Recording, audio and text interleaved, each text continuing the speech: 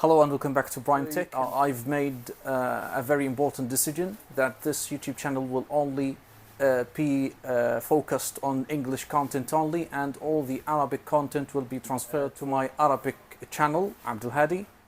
I'll leave it in the comments and the description. So in this build we have the Core i5 13600KF. It's a 12-core CPU, and with the Asus Prime P760M. Many of you will ask, why did you choose this board? Why didn't you get the Z board that supports overclocking?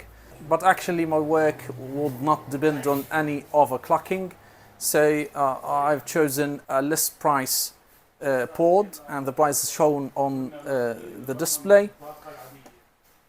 We've also got the Gigabyte Vision, the RTX 3060 Ti. We've got also the non-RGB RAM from G-Skill. They are at DDR5 at 6000 megahertz, and they are CL36. They will be as great. Also, we've got the Samsung 980 Pro.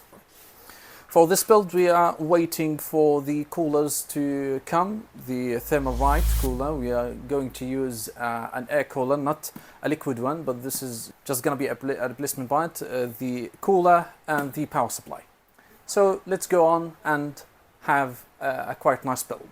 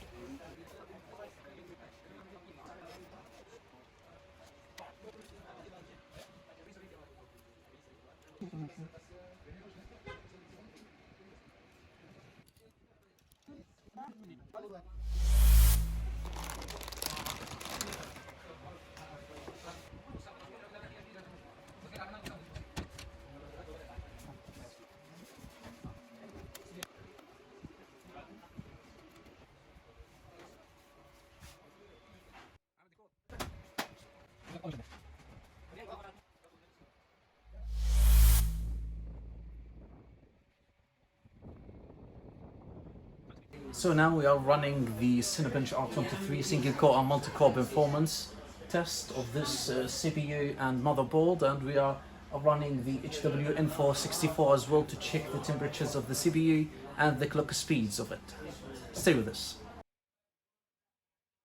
The Cinebench R23 multi-core test. The CPU's temperature had a max of 102 degrees, a maximum power consumption of 155 watts only, and a maximum clock speed of 4.5 GHz, where in fact it can reach up to 181 watts and 5.1 GHz of a clock speed. And that's basically due to the bad and cheap Chinese AIO we are using.